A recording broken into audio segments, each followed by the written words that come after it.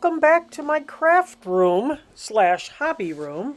I'm LJ, and today I'm going to be making a couple of cards, starting with this stamp set. It is actually a really cool stamp set by Simon Hurley Creates, I think it is, and it has a full size stamp set, or you can take out the different eggs. Like there's a row of eggs and there's also individual eggs that you can take out. But I'm going to be using it today as a full background stamp. You'll see me putting this blue on here. What I thought I would do after my little experiment with an envelopes that you'll see coming up, I think in my next video. But I wanted to use Lost Shadow, and I thought, oh no, I'll go one darker. So I have the next darker distress ink on here in hopes that it'll show up really well on the dark blue, or kind of a royal blue, really.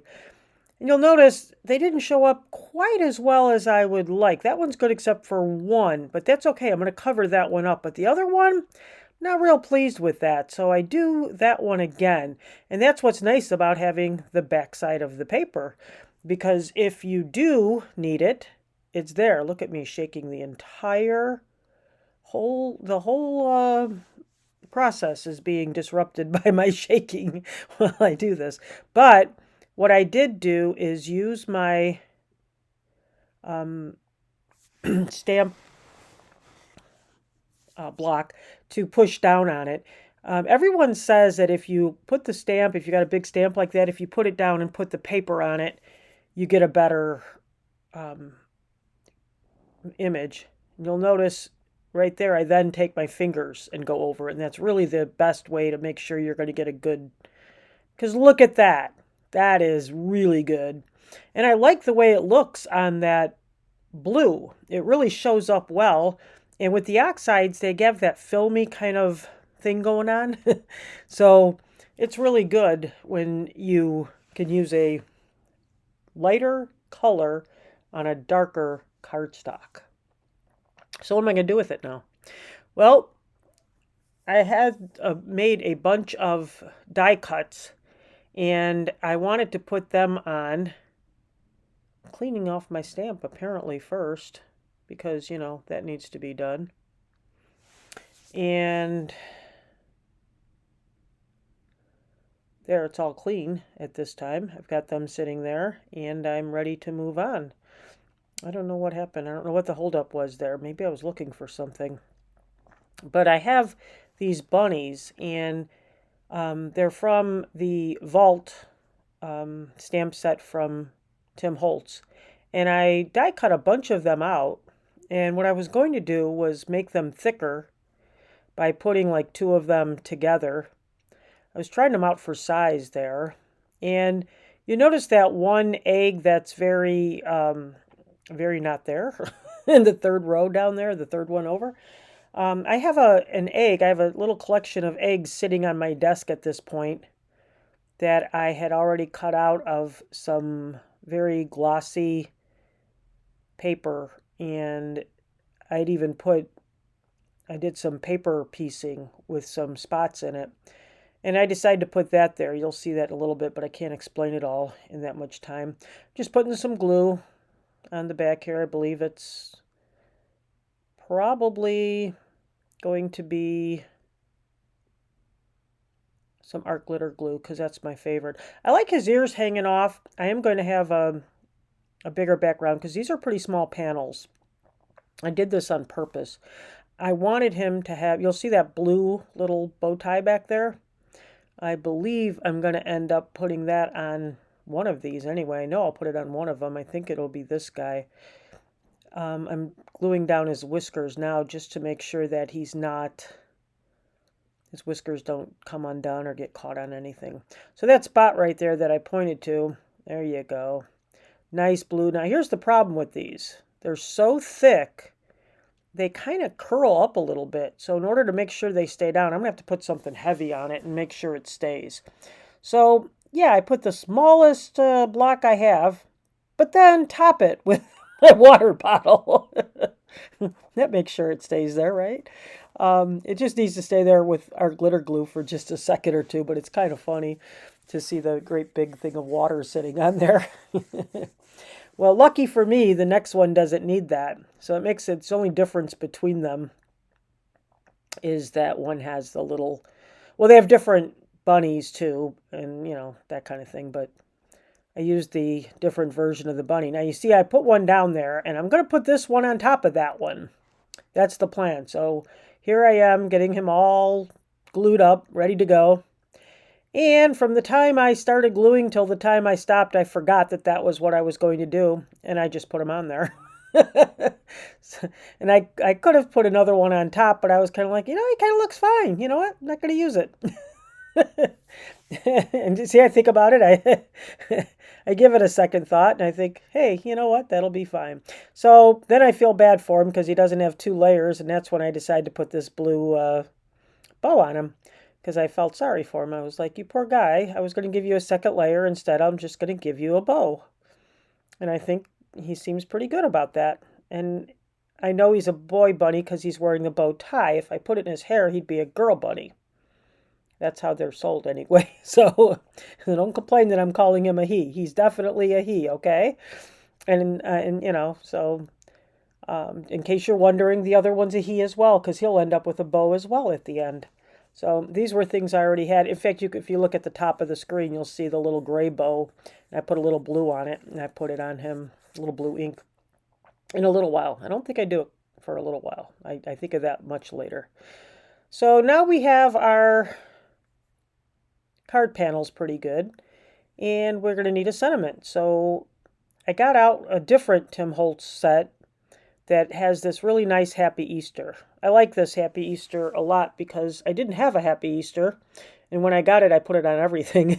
I made a lot of them, but I just like the font of it. It's very easy to work with. You'll notice the top one there is not quite straight. I do cut them. I'm trimming them down now so that they're straight. So don't be concerned that it's not straight. And then I'm going to put it on a backing. I really like putting these word sentiment strips on a backing. It just, I don't know, it makes them look neat. If you're not going, especially if you're not going to put any foam tape underneath them to make them higher, it gives them a little bit of height. So I'm going to go ahead and try out and figure out where I'm going to put them so I can see exactly what I want to do. And I think he looks pretty good there.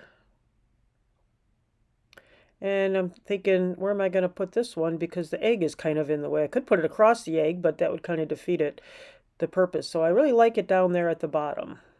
Kind of wish I'd have put the second one, but then it would have that big empty space, and it'd be okay because of all the eggs. But so I put it on some white paper, and this is just cardstock.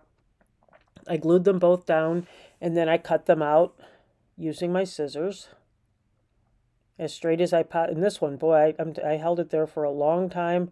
I looked at it, made sure it was nice and straight. I was not going to make these crooked. I think I did pretty well with it. And then I looked at it and said, wait a minute, there's a problem here, after I cut them again, because, you have to cut things several times to make sure they're kind of straight, at least in my world.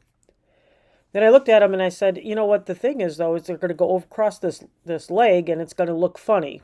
So I'm going to need something. So now I'm hunting over there looking for a little bit of scraps. So I'm going to cut up my scraps because that's exactly 1 paper height. And I'm going to put it in the places where his leg is not, so that it'll give a little bit of dimension there, so it won't be like going across the leg and popping up. And then I realized with him, I'm going to put it on across pretty much his belly anyway, so that'll all be supported there. And then the part I put on over Easter, or under Easter, I should say, will support that. And it really did support it pretty well, but much better than putting foam underneath there, because I don't have any really thin foam. And if you use thick foam, then you're playing that balancing game of, too high, too low, too high, too low. This is exactly 1 paper thickness. Now, if I put him on 2 I would have had to do two in order to make it equal, but since I only used one, I was able to use one piece of cardstock. Now this one I'm going around his leg. You'll notice I put one on each side of his leg so that his leg, right there, see, his leg is in the middle, and it should work out. Spoiler, it does. It looks good. So now that I put it on there, you don't even have to watch. You know that it's going to work out just fine, right? I really like the simplicity of this type of card with the background being so busy. You really don't want too much going on. And I think it's perfect for, oh, I'm going around, this is the blue. I'm using it around the, around, I was like, what am I doing here? Oh yeah, that's the little bow tie that the jumping bunny, oh, I guess they're both jumping, right? I think they're kind of dancing. I think they're really cool looking. They just look so fun, and you don't have to do anything with their face at all. They just can be, give them a bow tie and they're good to go, or a bow in the hair if you want a bow in the hair. These are both bow ties. But I looked at them and I'm like, well, I don't know that I want to just put them on a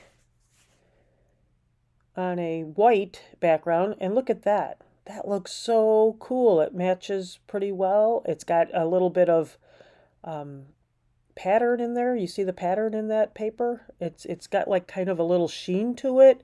It's really good paper, and I like it a lot. So making it match kind of worked out.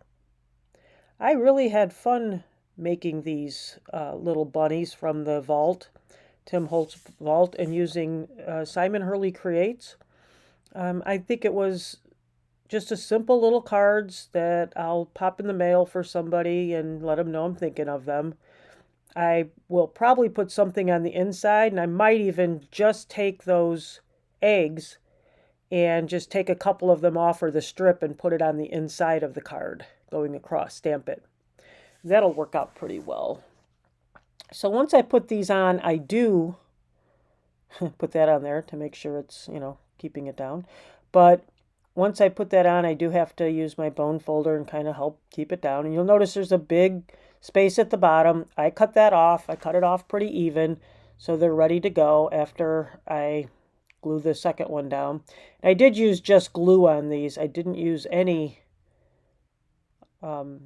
tape runner on these, which is unusual. A lot of times for panels, I'll use the tape runner and glue because I don't trust the tape runner by itself. But so once I'm done with these and put them on the actual cardstock, I'll fill out the inside and get it ready to go. And I hope that, you'll think about some of your background stamps and think about what you could do if you put it maybe the lighter color on a darker background. And these are not traditional Easter colors, but I think they came out cute. I like them a lot. So I hope you enjoyed the process. Keep crafting.